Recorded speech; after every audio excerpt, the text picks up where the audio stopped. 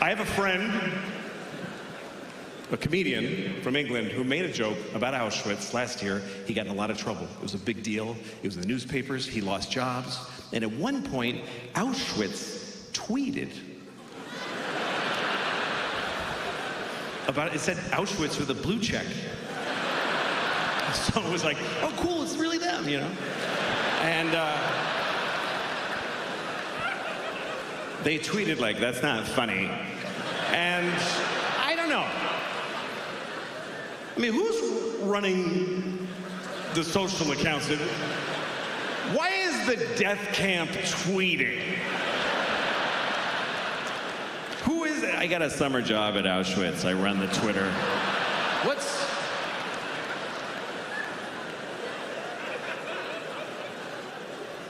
Because people have different reactions to terrible things, you know? Some people think comedy helps. I don't think it helps. It doesn't help.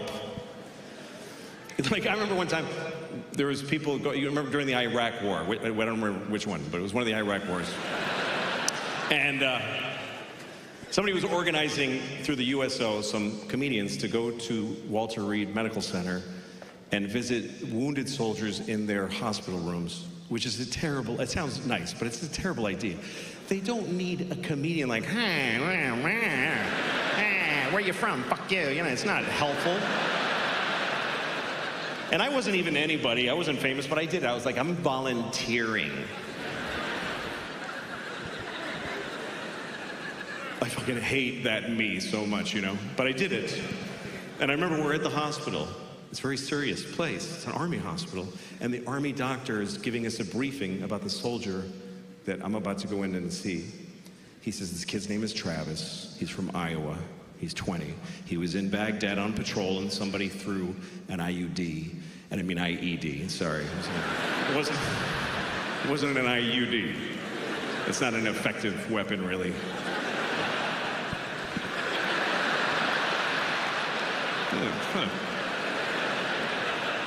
No. That's funnier than the actual joke, unfortunately. But I'll go on. It was an IUD. IED. Fuck. It's an improvised exploding device. You know, it's like a bag of ammonia with Canadian pennies in it. And they strap it to a Nokia flip phone and, you know, that's what happened at Travis.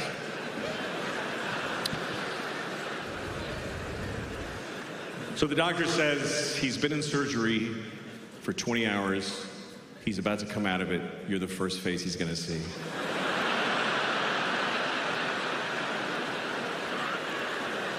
So can we get his mom to open for me, maybe? This is a bad idea. So I asked the doctor, I said, hey, what do I fucking say to this kid? He says, here's what you don't say. He said, don't say, how you doing? And they tell you that. If you visit a trauma patient, don't say, how you doing? It's stupid. So, okay, I go in there. Travis is laying there.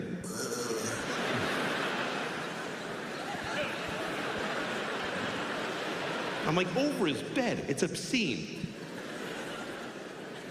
I can't say, how you doing? So I said the only worst thing. I said, what are you gonna do now?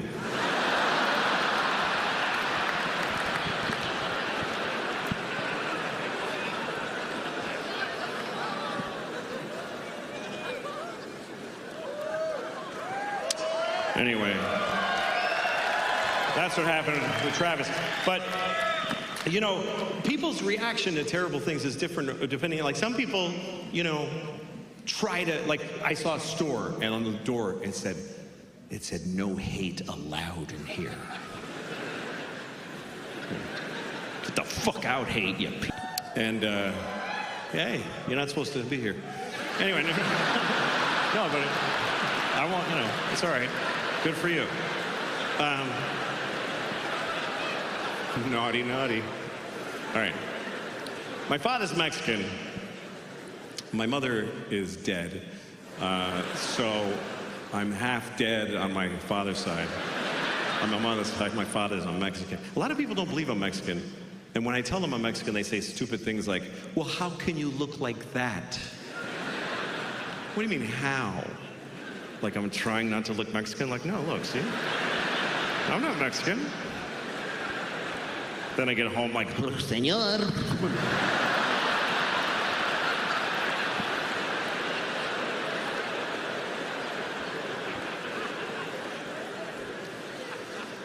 My parents divorced when I was about 10, and now I have 2 kids, and their parents are divorced too, which is interesting. I remember when we got divorced, we told the kids, because you should tell your kids if you're getting divorced. Don't just do it and wait for them to be like, hey, yeah, duh, fucking, you know. You gotta tell them. But so, I remember it's a tricky thing, because they were little, and you gotta tell them in a way that they can get in their life, you know? So I remember we sat the kids down, I said, listen, love is tricky. Like you love your dog, right? You love your dog.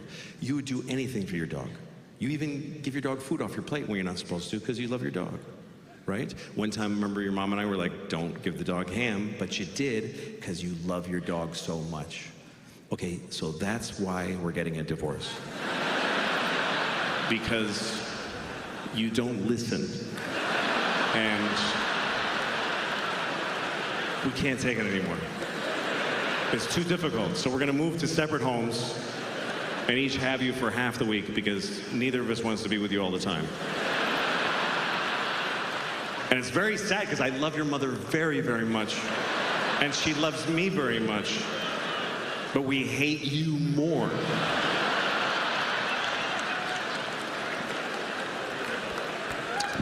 So that's how we handled it. Just did our best. I remember my father was tough. My dad was tough, Mexican father. I remember one time I was 6 years old, I was crying, and my father said, I'll give you something to cry about. And then he fucked me in the ass.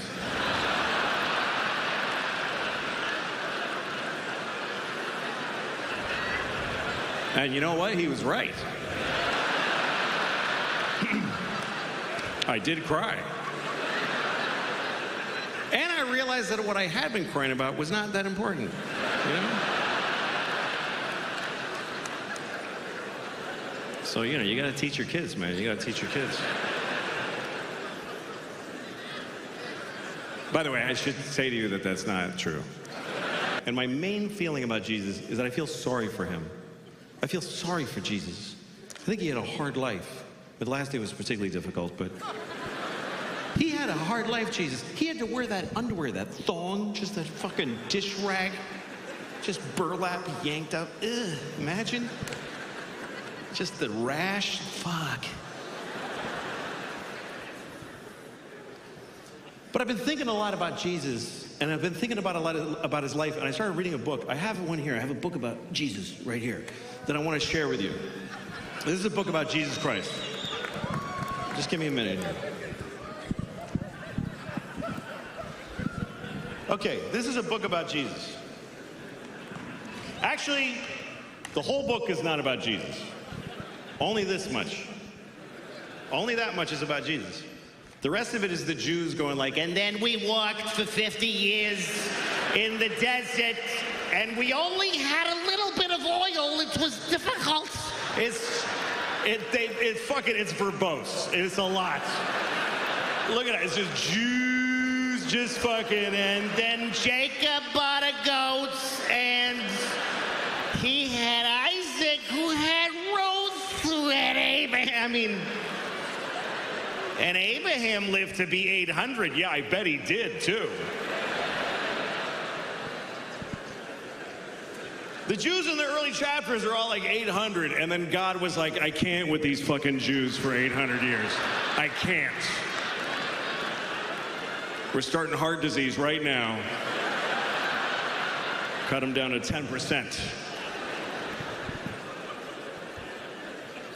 But so that's the Jews part. And this is the Jesus part. And they tell you the life of Jesus. But here's the weird part. They tell it to you again and again and again and again. They keep telling the same story.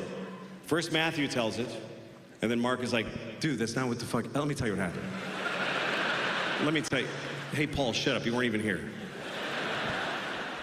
And I started reading it because I never read it before, you know, because I was raised Catholic. It's true. Catholic Church, they do not encourage reading. The Jews read their shit in Hebrew. And down south, they fucking read the Bible. That's what they do. But the Catholics, they want you to come in. They want you to come in so they can tell you. They want you to sit down and they tell you. And you're like, can I read the book? No, I got it. Just put the book down. Put it down. I'll tell you what. What do you don't fucking believe me? Listen, I'll tell you what happened. So I got interested in it because I had a feeling about Jesus as a person. And it's interesting because when you actually read it, it's not as lofty. It's like just regular people.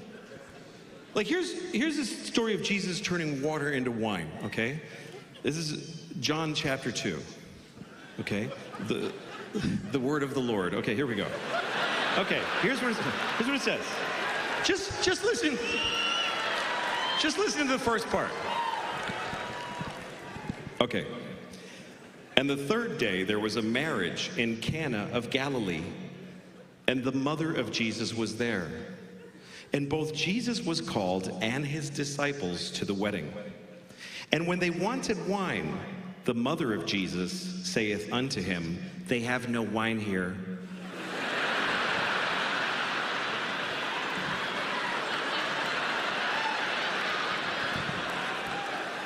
This is just anybody's mom at a wedding. They have no wine, Jesus. And then listen to this. Listen to this. And Jesus saith unto her, woman, what have I to do with thee?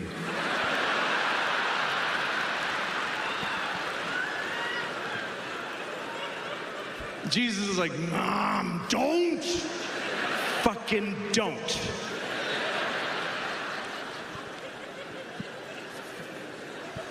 Anyway, I won't read the whole thing out of there, but it's a weird story. Because he's at a wedding, and they don't have any wine, so he goes to the guy who runs the wedding and goes, hey, what's up? And the guy goes, yeah, sorry, man, there's no wine. And Jesus says, look in the water barrel. That's all he says, just look in the water barrel. Like a close-up magician, like flip over the card, maybe it's not the Red Queen. So the guy looks in the water barrel, and he had turned it all into wine, and everyone rejoiced. Except the guy running the wedding was probably like, we did need some water. This is actually a bigger problem. I have a feeling a lot of his miracles were met with mixed, like, thanks, Jesus, fuck. That's a lot of fucking fish, Jesus.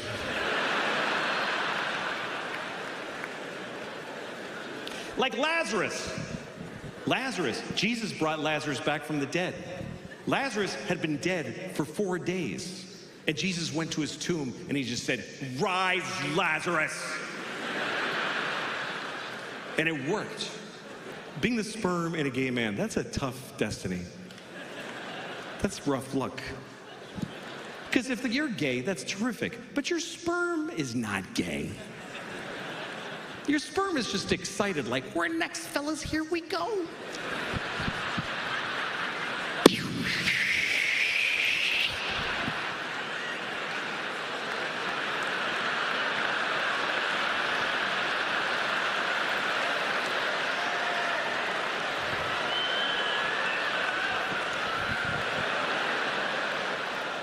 Was that shit right there?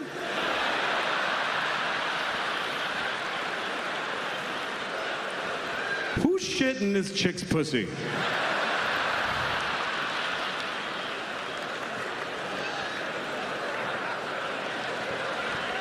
Thank you very much, folks. It was great talking to you. Get home safe tonight. Thank you very, very, very, very much. Good night.